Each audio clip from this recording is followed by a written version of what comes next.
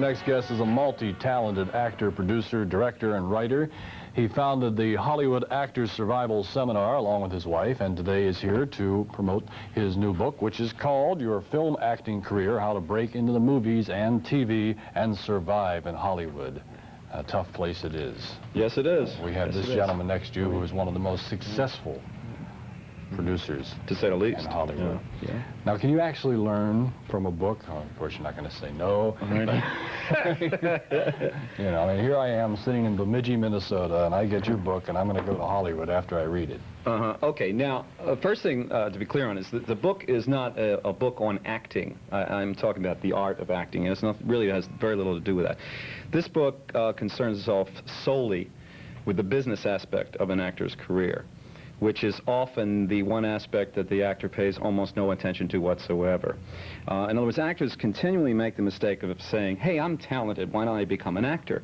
Well, that's sort of like a woman saying, hey, I've got the ability, why don't I have a baby? Well, that's fine, but there's going to be a lot of stuff that's going to go on before it, and there's going to be a lot of stuff that's going to go on after it that the actor doesn't pay attention to, and that's specifically the business of acting.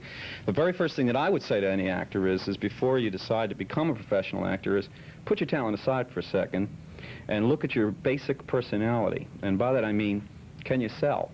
Because that's really what an actor is. He's a door-to-door salesman of himself.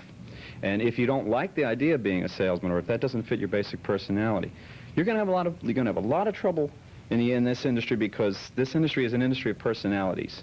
There's an old expression: the person who talks the best works the most in this industry, and it's very true. So you have to be a salesman. Now, do you meet with the actors and actresses that you cast yourself, or do you go right to their agents? No, basically what happens is the casting director will do all of the screenings for us, and we get down to the finalists for a part, let's say the 3, 4, 5, 8 finalists. Then we'll sit in with the director and meet, and you're absolutely right. I mean, you remember people and how they come into a room, and how presentable they are, and how they know how to sell themselves. It's terrible, and you're right about another thing. If they're not prepared for it, if they're not prepared to walk into a waiting room, if they're blonde and 21, and sit with 12 other blonde 21-year-olds all staring at each other, knowing there's only one job, and then walk into a room of 12 people sitting and staring at you, don't bother to come. Your talent aside. I mean, it's a tough business.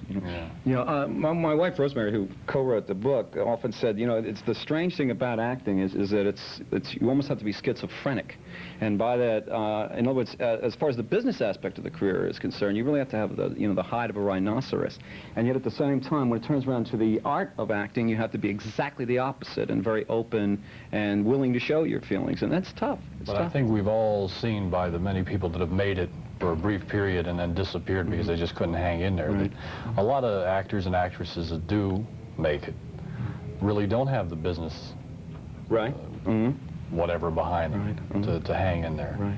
No, you're right. And that's where the agents come in, and the managers and all that stuff. Well, that's true, but it isn't true, and I'm sure that you know this as well as I do, that an actor who relies on his agent, is in a lot of trouble.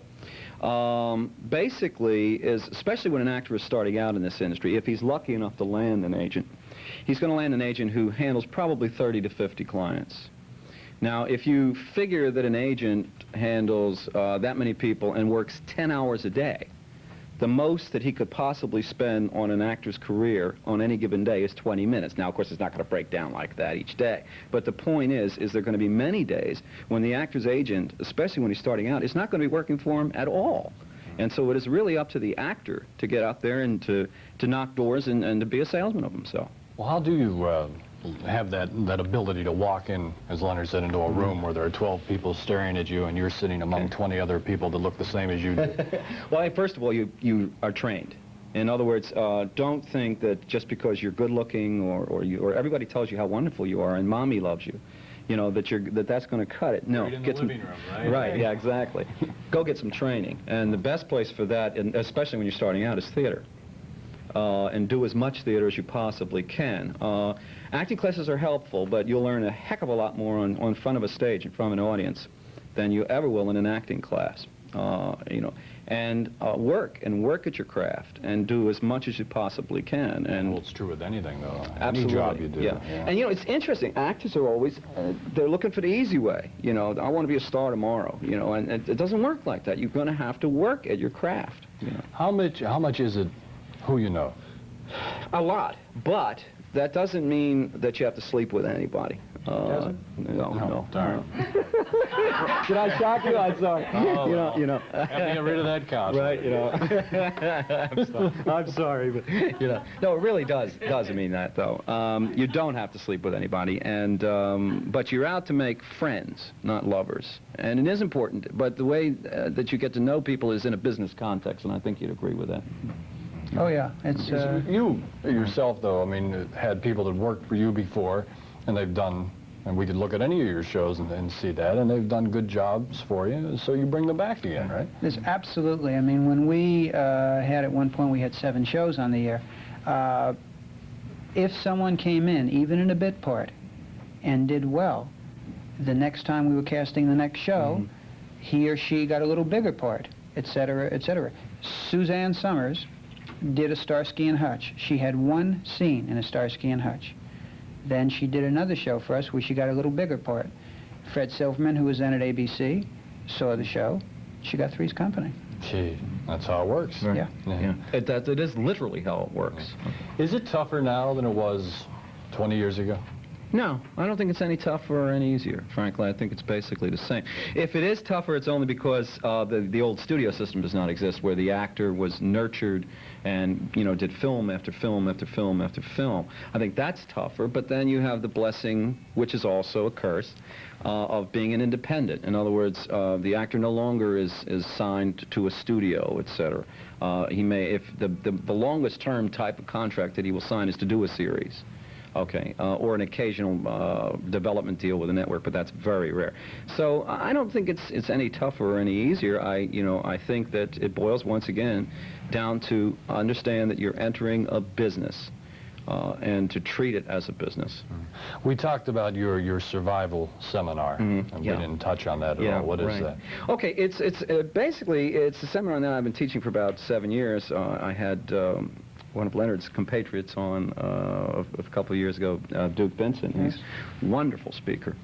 And I put it together because of the fact that I discovered that a lot of actors come out here. For example, I've been in the theater for 20 years. And I came out here and I discovered that somewhere between where I was coming from and LA, somebody changed the rules overnight. You know, because the rules were not the same anymore, you know, and I started making a lot of very stupid mistakes when I first came out here. And I decided that if I could learn what was going on in the industry and if I could pass it on to my fellow actor, I would, and that's how it started.